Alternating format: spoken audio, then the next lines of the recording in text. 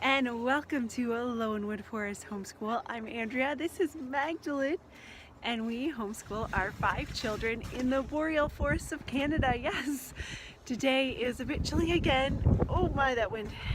It is minus 15 degrees Celsius again, except that wind, oh my, that's chilly. So we strive here at our homeschool to spend 1,000 hours outside, so we're looking to spend at least an hour a day in the winter, if not more. We're hoping for more, but can't always get it. We're battling the temperatures. Today I want to share with you our homeschool schedule. I had a wonderful homeschooling mom ask me, how am I making do with baby? She was born in October, so just a month and a bit into the year, we had a newborn to add to our homeschool schedule. So I'm going to share with you today how that changed our schedule and what we're doing today. Yay! You did it! You come down.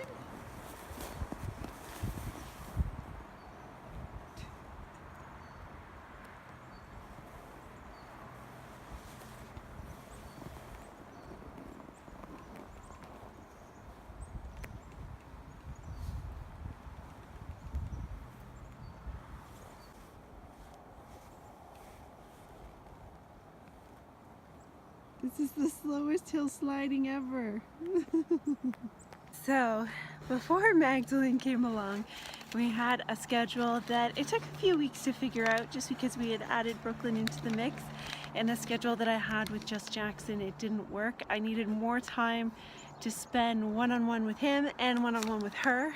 Anyway, so it took a few weeks to figure out a balance to get the one-on-one time that each child needed.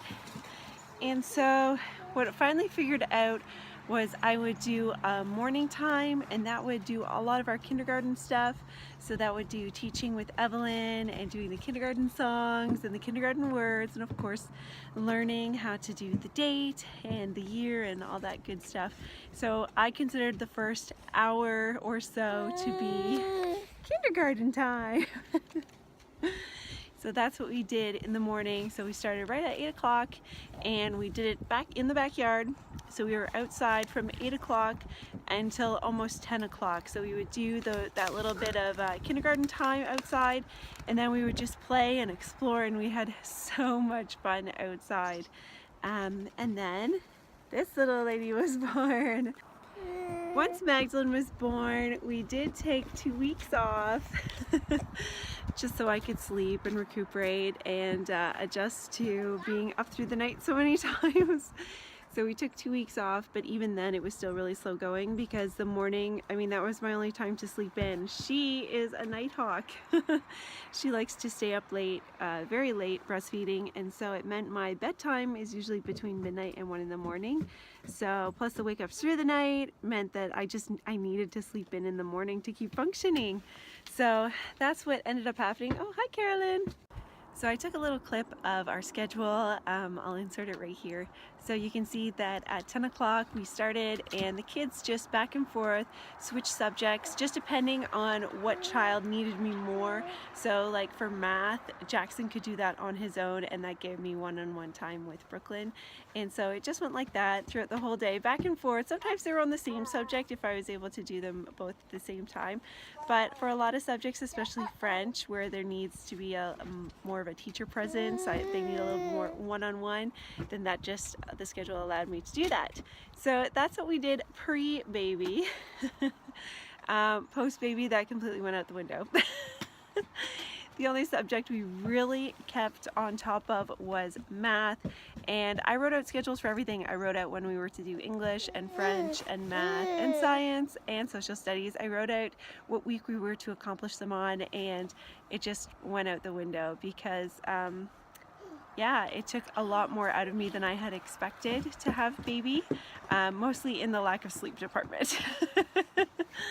Hey? Yeah. So our current schedule, we're finally getting back to more of what it was. We're getting back to our 1 hour or so in the morning when we sing songs, and that's when I do a read aloud with the kids, and we do the date, and we do all those wonderful things like whose birthday it is, and and you know, when is Valentine's Day and Easter and the countdown to those wonderful holidays. So we do that in the morning now. After that, we have a break because yeah, we just need a break.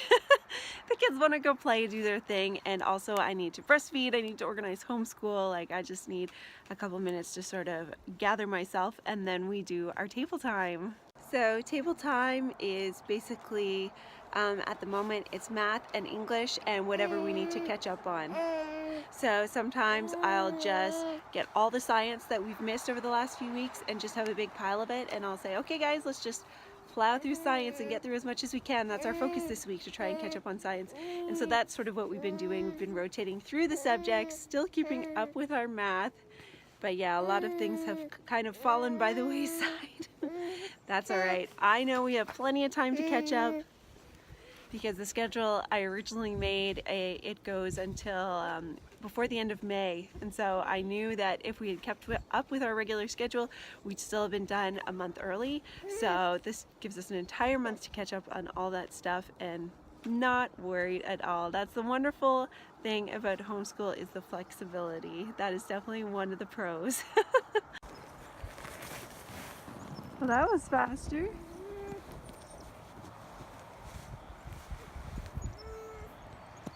Oh, you stopped again.